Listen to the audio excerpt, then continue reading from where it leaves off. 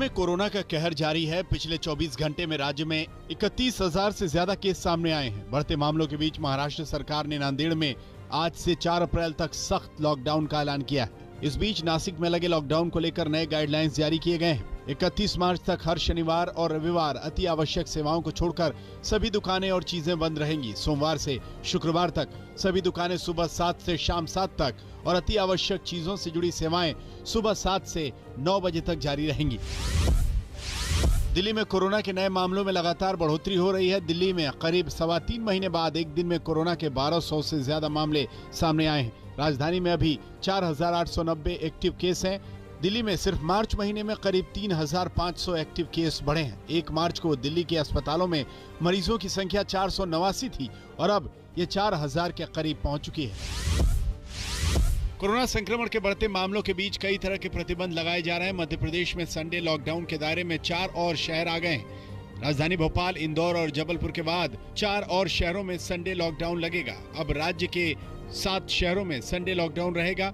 जिन 4 नए शहरों में संडे लॉकडाउन लगाया गया है उनमें रतलाम, बैतूल, छिंदवाड़ा और खरगोन जिले शामिल हैं। आने वाली सभी त्योहारों में भी लोगों को एक जगह एकत्रित होने पर पूरी तरह रोक लगाई गई है। कोरोना वायरस के बढ़ते मामलों का असर अब उत्तराखंड में भी कुंभ पर दिखाई दे रहा है। उत्तराखंड की हाईकोर्ट ने निर्देश जारी किया है कि कुंभ में आने वाले सभी लोगों को RT-PCR टेस्ट की निगेटिव रिपोर्ट दिखाना अनिवार्य होगा। हाईकोर्ट ने मुख्यमंत्री तीरथ सिंह रावत के उस फैसले की निंदा की है जिसमें उन्होंने बिना टेस्ट के ही कुंभ में आने की इजाजत दी थी। हाईकोर्ट ने निर्देश दिया है कि केंद्र और राज्य सरकार द्वारा जारी गाइडलाइंस को सख्ती से पूरा किया जाए। जिन लोगों को वैक्सीन लग चुकी है अगर वो अपना सर्टिफिकेट दिखाते हैं तो उन्हें छूट मिल सकती है।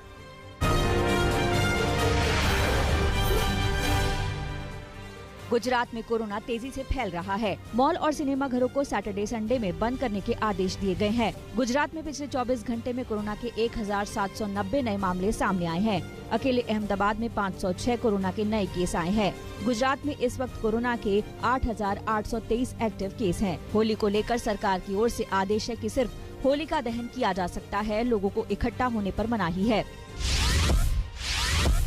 उत्तर प्रदेश, राजस्थान और तमिलनाडु में कोरोना के केसों में तेजी आई है। पिछले 24 घंटे में यूपी में कोरोना के 737 नए केस सामने आए हैं। राजस्थान में 669 कोरोना के नए मामले सामने आए हैं। तमिलनाडु में 1,636 लोगों को कोरोना हुआ है।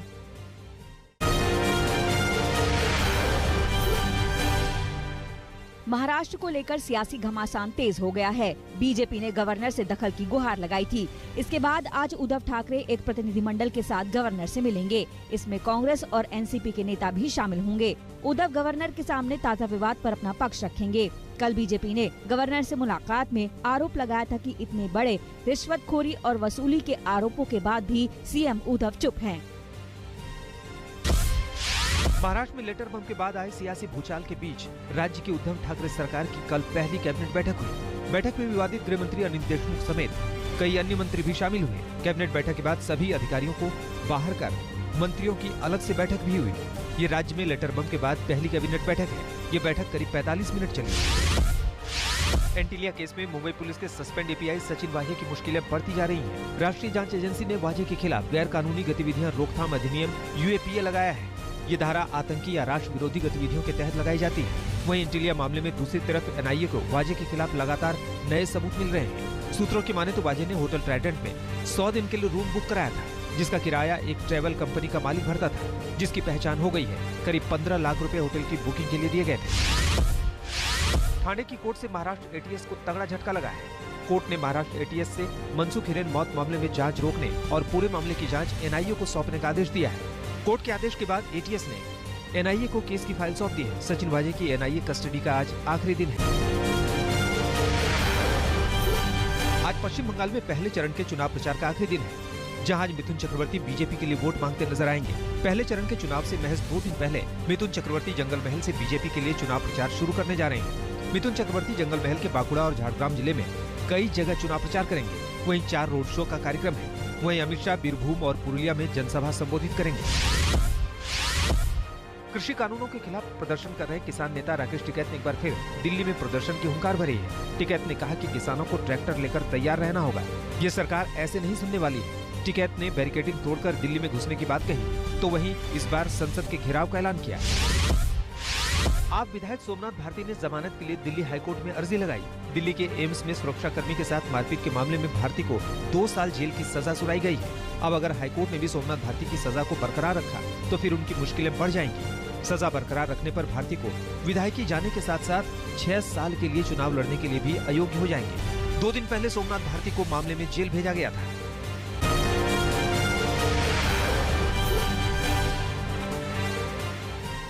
दिल्ली के प्रगति मैदान के पास एनकाउंटर में 2 टॉप मोस्ट बदमाशों को गोली लगी है। बदमाशों के साथ भैरव सिंह रोड पर क्राइम ब्रांच का एनकाउंटर हुआ। दोनों बदमाशों को पकड़ लिया गया। बदमाशों पर लाखों का इनाम है।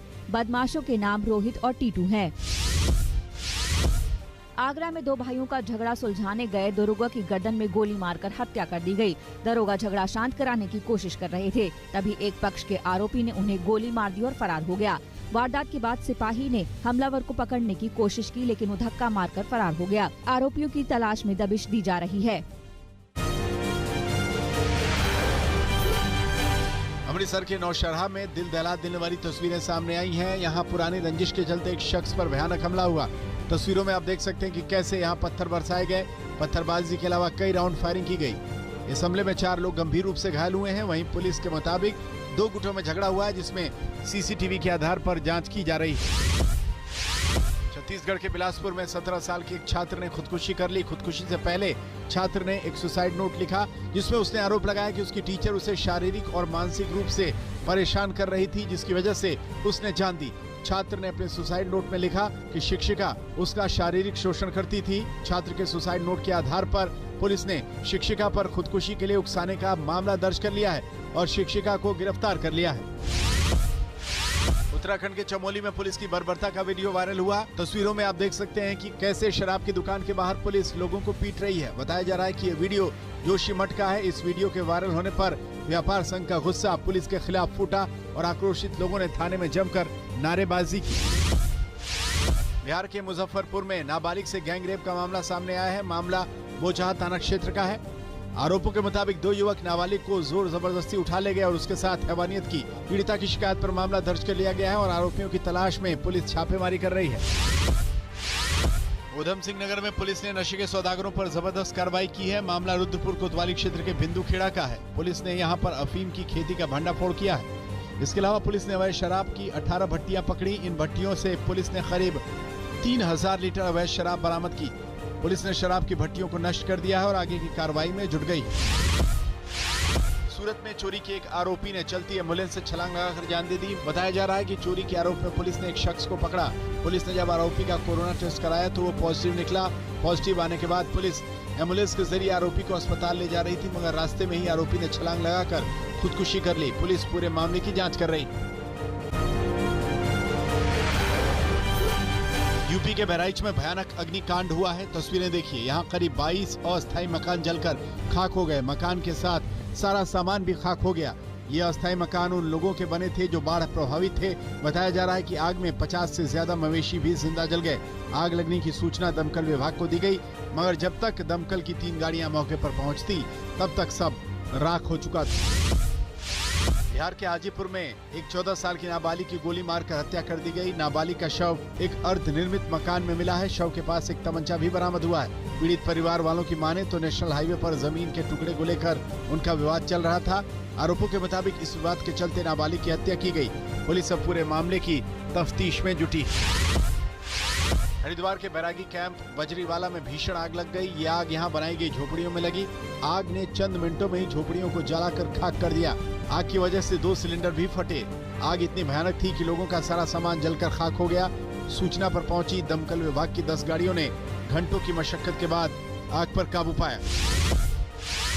गुजरात में कोरोना तेजी से पैर पसार रहा है। बावजूद इसके कई जगहों पर नियमों की धज्जियां उड़ाई जा रही हैं। ताजा मामला तापी जिले का है, जहां एक वीडियो वायरल हुआ जहां शादी समारोह में हजारों लोग इकट्ठा होकर कोरोना नियमों की धज्जियां उड़ा रहे हैं। ये वीडियो सोशल मीडिया पर वायरल हुआ तो तापी पुलिस जागी।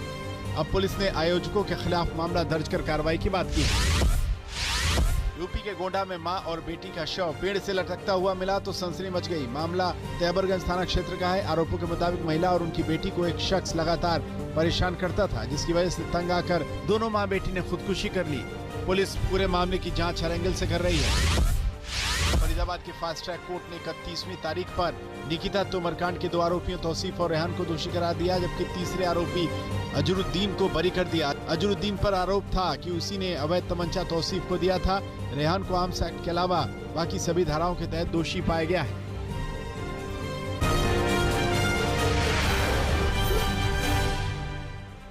अमेरिका में कोलोराडो शूटिंग के बाद अमेरिकी राष्ट्रपति जो बाइडेन ने हथियारों को लेकर कानून सख्त करने की बात कही है। बाइडेन ने कहा कि उच्च क्षमता वाले हथियारों की खरीद पर पाबंदी लगाने की जरूरत है।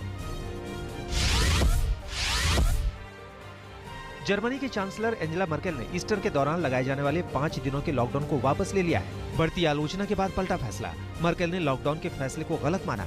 कहा मंशा अच्छी थी, पर कम समय के चलते लागू करने में आती व्यवहारिक दिक्कतें, इसलिए रद्द किया फैसला। बेल्जियम में 4 हफ्तों के आंशिक लॉकडाउन की घोषणा हुई। स्कूलों से लेकर हर गैर जरूरी कामों पर पाबंदी लगी। 25 अप्रैल तक सभी गैर जरूरी कामों पर लगी रोक। ब्रिटेन के शहर ब्रिस्टल में 200 से ज्यादा लोगों ने लॉकडाउन का विरोध किया। 14 लोगों को हिरासत में लिया गया। कुछ दिनों पहले यहीं पर लॉकडाउन और पाबंदियों के विरोध में हिंसा हुई थी। दुनिया में लगातार बढ़ रहा है कोरोना का ग्राफ। दुनिया भर में 12 करोड़ 49 लाख से अधिक लोग हो चुके हैं कोरोना से संक्रमित। अब तक 27,48,000 से ज्यादा लोगों की मौत हो चुकी है। 10 करोड़ से ज्यादा लोग ठीक हो चुके हैं।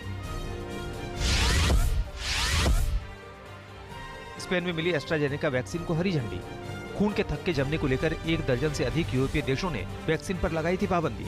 वैक्सीन सुरक्षित पाए जाने पर सभी देशों ने पाबंदी हटा ली। सैन्य शासन के खिलाफ प्रदर्शन कर रहे लोगों को म्यांमार की सैन्य सरकार ने किया रिहा। हिंसक प्रदर्शनों के बाद पिछले कुछ दिनों से चल रहा है शांतिपूर्ण प्रदर्शन। यंगून के सभी व्यापारियों ने की थी हड़ताल। सुएज नहर में फंसा दुनिया का सबसे बड़ा कंटेनर जहाज। जहाज के फंसने से सुएज नहर में जहाजों की आवाजाही रुकी। लाल सागर को भूमध्य सागर से जोड़ती है सुएज नहर। ब्रिटेन की महारानी एलिजाबेथ की पोती ज़ारा टिंडल ने बेटे को जन्म दिया। महारानी एलिजाबेथ ने 10वें पर पोते के जन्म पर जताई खुशी। लुकास फिलिप टिंडल रखा गया है शिशु का नाम। नमस्कार, मैं हूं अंजना ओम कश्यप। हमें उम्मीद है ये वीडियो आपको पसंद आया होगा। लेटेस्ट खबरों के लिए यूं ही देखते रहिए आज तक, और इस वीडियो के पसंद आने पर लाइक, शेयर एंड सब्सक्राइब करना ना भूलें।